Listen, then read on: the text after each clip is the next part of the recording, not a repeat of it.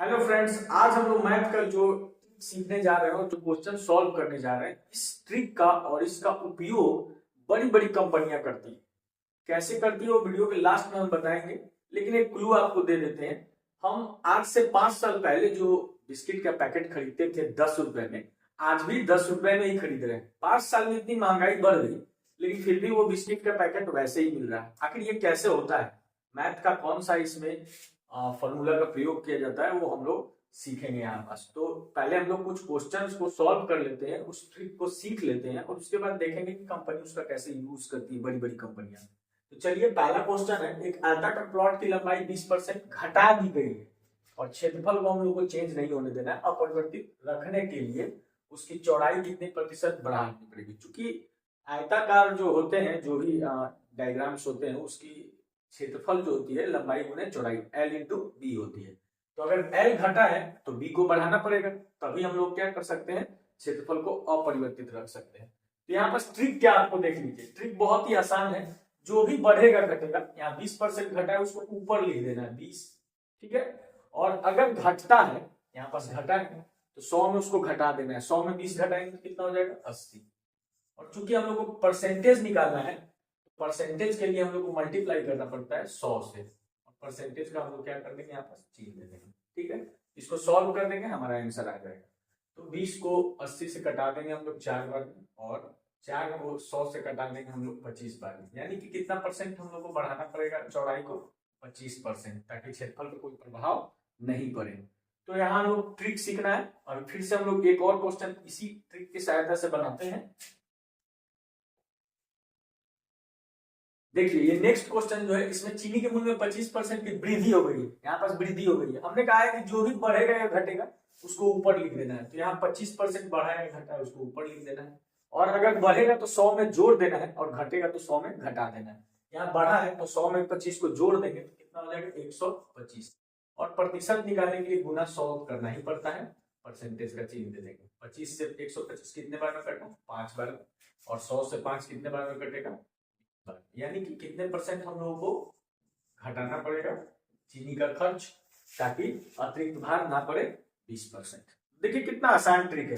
फिर से एक और क्वेश्चन हम लोग सॉल्व करते हैं इसी ट्रिक की सहायता से। देखिए, यहाँ पास त्रिभुज का आधार 40% घट गया। मैंने क्या बताया, जो भी बढ़ा या घटा है उसको ऊपर लिख देना है। 40 को ऊपर लिख दिया, अगर घटा है तो 100 में घटाएंगे, अगर बढ़ा है तो 100 में बढ़ाएंगे। चूंकि घटा है तो 100 में घटाएंगे तो 40/60 हो जाएगा। परसेंटेज के लिए गुना 100 कर देना है, गुना 100%, ठीक है। और फिर सॉल्व कर देना, आपका आंसर आ जाएगा। 20 से 2 बार में कटेगा, 20 से 3 बार में कटेगा, 2 गुने 100 200 हो गया, 200/3%। और 200/3% को जब सॉल्व करेंगे तो आ जाएगा 66.2/3%। तो इस तरह से हम क्या देख रहे हैं, एक ट्रिक देख रहे हैं जिससे हमें चेंज नहीं करने देना है। जैसे यहाँ क्षेत्रफल अपरिवर्तित करना था, क्षेत्रफल को चेंज नहीं होने देना। पिछले क्वेश्चन में उसके बाद आप चले जाओगे तो भार नहीं बढ़ना चाहिए, अतिरिक्त भार ना पड़े। फर्स्ट क्वेश्चन में चले जाओगे तो आपको यहाँ पास क्या है, क्षेत्रफल अपरिवर्तित रखना, यानी चेंज नहीं होने देना टोटल वैल्यू को, ठीक है। तो इसी आधार पर बड़ी बड़ी कंपनियां जो है, देखिए, प्राइस क्रैश करती है। प्राइस क्रैश करती है, दाम को घटाती है।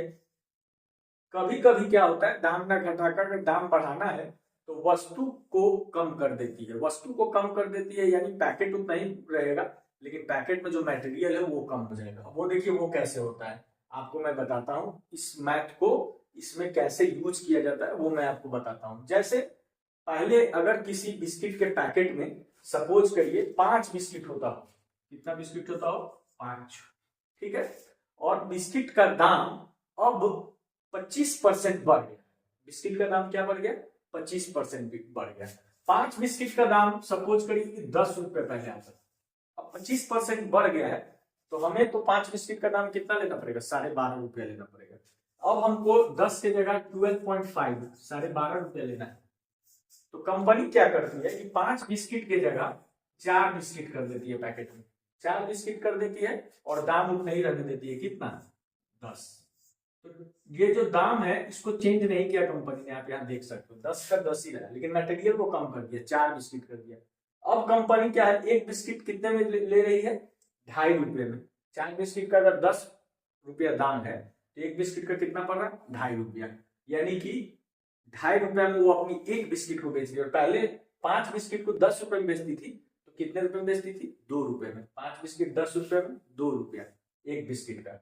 4 बिस्कुट 10 रुपए में, एक बिस्किट का 2.5 रुपया। तो 2 से 2.5 बढ़ा के कितना परसेंट बढ़ गया, 25% बढ़ गया। उसने मटेरियल को कम कर दिया। उसी सूत्र का प्रयोग किया गया, जैसे कि देखिए 25% मूल्य बढ़ा, ठीक है, और 100 में हम लोग 25 को क्या करेंगे, जोड़ देंगे, कितना हो जाएगा 125 गुने 100%। अभी हम लोग वही फॉर्मूला यूज किए थे, 25 को 5 से घटा देंगे, कितना परसेंट आ जाएगा, 20%। चीनी वाले क्वेश्चन में इसका यूज भी किया था। तो 20% उसको क्या करना है, अपना मटेरियल को कम कर देना है, ठीक है।